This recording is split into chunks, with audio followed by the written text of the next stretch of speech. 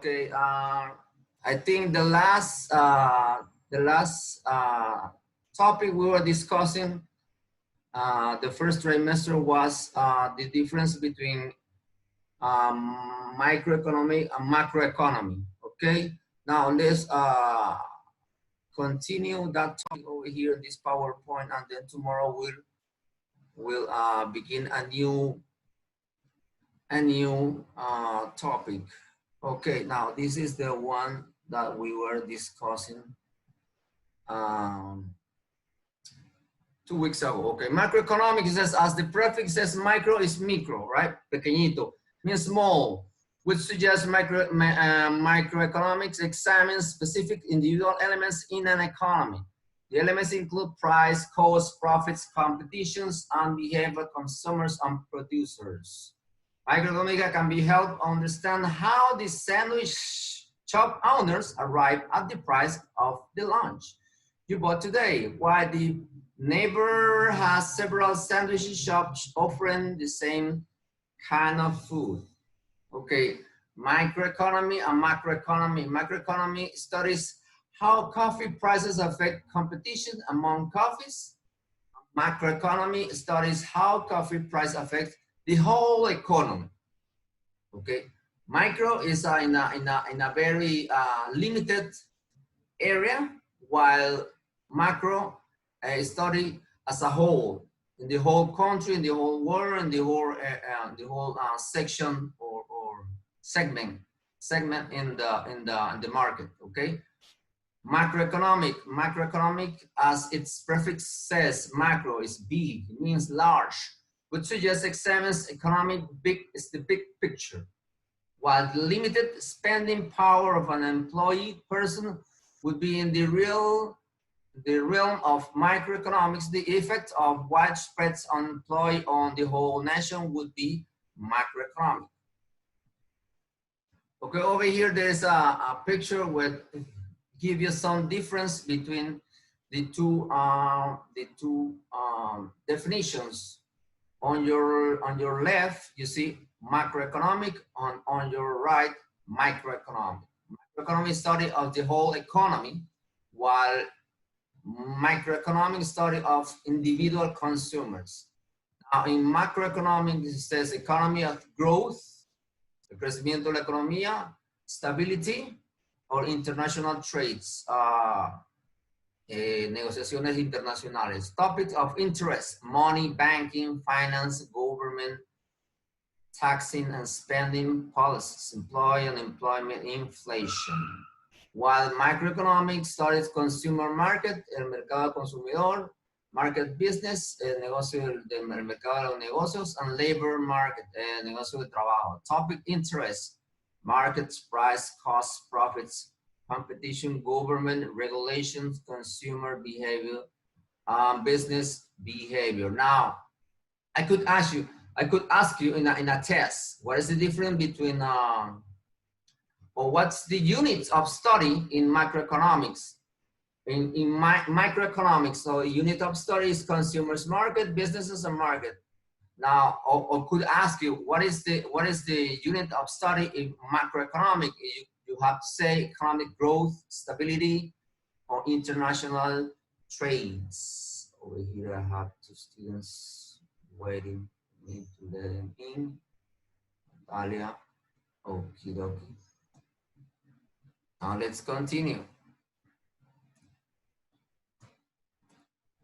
Okay, while macroeconomics consider an individual consumers, macro studies the consumer sector, the whole sector, also called the household sector.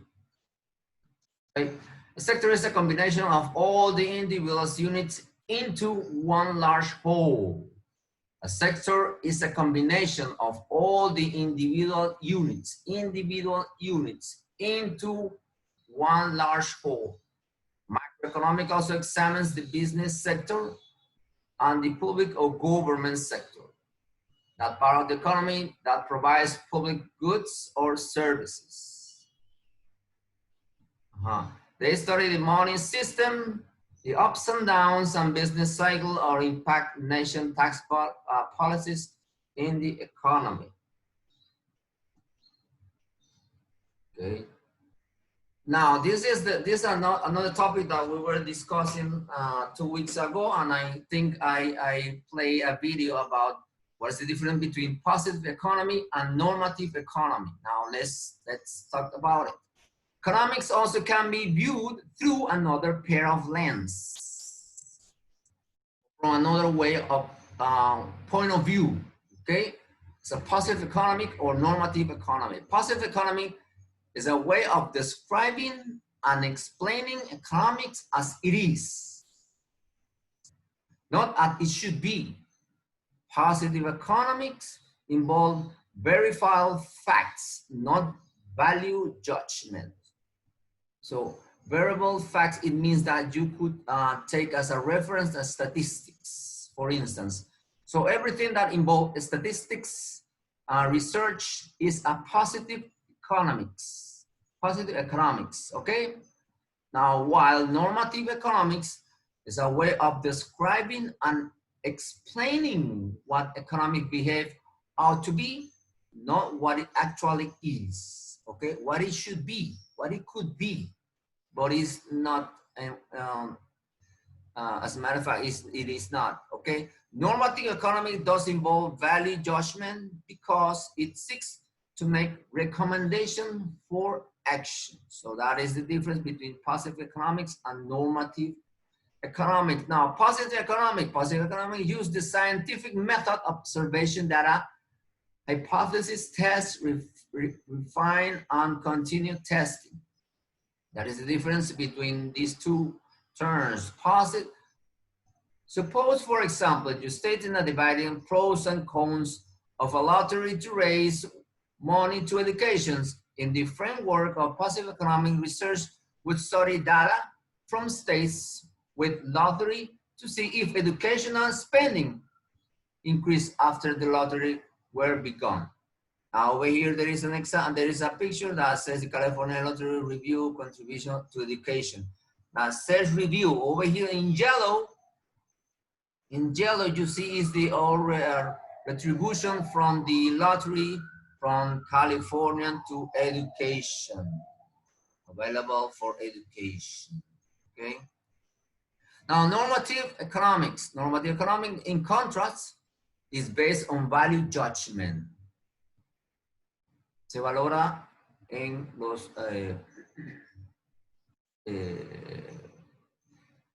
judgment es prejuicio, no, juicios, judgment. It goes beyond the fact to ask if actions are good, since the value of people differs, so do the recommendations based on normative economics. Two economists might agree that the data show that states run lottery results in more money for schools, and that many lottery tickets are purchased by people who are poor. Ese es un statement. Wow, their recommendation, however, might differ because they have different values, of course. One economist might support a lottery because it increases funding for school. Eso es cierto. One economist might support lottery because it's increased funding for school. That's true. The other might oppose lottery because it places a burden of the poor.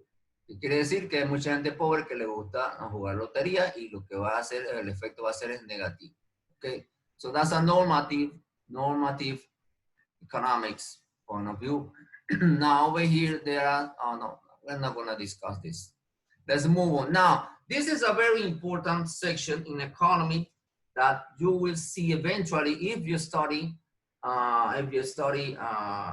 any career that involves businesses. Okay, businesses. Now, this Mr. Adam Smith, he is the father of the economics. He was a very important person back in those years in 1790. He created a very important document called The Wealth of Nations, that is over here. This is a very, very important book that all economists study. Now, we go back, sorry. So he was born in June 1723. So he died in 1790. Scotland. Adam Smith was born in Scotland 1729 and studied and later taught literature, logical, and more philosophic. In 1764, he traveled to France to meet many European Enlightenment writers and thinkers. In The Wealth of Nations, that's a book that he wrote back in those years, Smith changed the idea that mercantilism, a system by which the government of the homeland collect trades with its colonies, okay? So that's mercantilism. System which the government of the homeland controlled trades. Los gobernantes controlaban los negocios, trades in its colony, en sus colonias. Was economically sound. Okay. Instead, he argued a nation would be wealthier. Él decía que una nación sería mucho más rica si el gobierno no estuviese envuelto en todos estos tipos de negocios. Eso es lo que dice en su libro Las riquezas de las naciones, The Wealth of Nations. Él decía que había una mano invisible, que es la que hacía que la economía funcionara de tal manera que todo fuese de una manera eficiente, o sea, que el gobierno o el Estado no tuviese que ver nada con algún tipo de negociación entre los mismos gentes dentro de la economía. A eso se refiere, y de ahí habla en el libro The Wealth of Nations. Instead, he argued a nation would be wealthier if it's engaged in free trades, en negociaciones libres. It was in this market where goods could be exchanged freely that Adam Smith saw a new economic relationship. Now, he reasoned that people behave in ways that satisfy their economic self-interest, definitely. A tailor will make clothes as long as people will buy them at a price that satisfies him. Definitivamente, un tailor es como una especie de la persona que hace los trajes. Hará las ropas, se dedicará a ese negocio hasta que le estén pagando lo que él piensa que va a satisfacer el precio de su labor. A eso se refiere. Tailor will make clothes as long as people will buy them at a price that satisfies him. O sea que no tiene que ver nada, el gobierno no se mete en sus precios, no se mete a manejar absolutamente nada. ¿Ya? A eso es lo que se refiere. According to Smith, an invisible hand, ahí está la mano invisible, guides the marketplace in such a free market. Okay, according to Adam Smith, an invisible hand guides the marketplace in such free market, both the buyer and the seller benefit from each transaction. Smith's idea of the invisible hand, as well as many other principles he explained in The Wealth of Nations, became the foundation of modern economy. Muy bien, en el libro, como dice,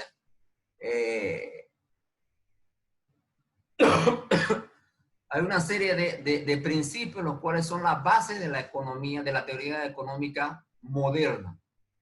Así que este libro es muy importante y sobre ese libro se fundamenta una serie de hipótesis que sustentan la economía actual, la economía moderna.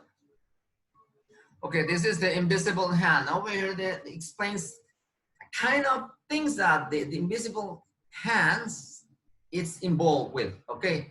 Now, the first one is the competition and self-interest as an individual hands that regulates the free market. Profit-seeking producer will make more, definitely. Needs of society automatically meets, definitivamente. Government does not get involved. That is the main thing that he talks about. He says that the government shouldn't be involved in these kind of trades. If the government takes place in these trades, they limits the possibility of growing, of getting make this wealthier bigger, the country make it bigger. So that's why they say no, the government shouldn't be involved. But sometimes definitely. I mean, I don't agree as 100% with the invisible hand, but because sometimes the government needs to be involved in order to make a balance in the market. Okay, competition keeps quality high. Competition keeps quality high, and competition keeps price low. Definitely. Okay, this is the end of this this chapter. Now remember, I want you to write the vocabulary. Remember, you need to fold the page. Fold the page. Remember, today we're starting the second term. Fold a page and make the difference between first term and second term. Vocabulary number 4. Remember the key terms that we need to write it in our notebook, guys. And then economic in practice using graphic activity. I think you did it already. Remember that I told you that you need to write some graphics. Remember? I don't remember. Maria, it looks like she doesn't remember. Remember, there was an assignment that I asked you to do it about. I don't remember. Let me see. It's on page economics here. It's in the same chapter over here. Same chapter. Systems. If you haven't done it, please do it, please, guys. Okay, remember this on page 31. Remember, oh my God, this one you cannot see it. Okay, on page 31, there were two in the column. It said create a graphic. Use the following information. There are two informations over there. Remember? Now you remember? Hello. Diego, wake up, Diego Cedeño, come on. Okay, guys, so remember you need to do those graphics, okay? Are we clear? Now, tomorrow we'll start chapter number 2. Now it talks about introduction to economic system, okay? So that's the topic for tomorrow's class. Now, before we leave, guys, there are a couple of students who hasn't sent me their final projects, okay? And who are they?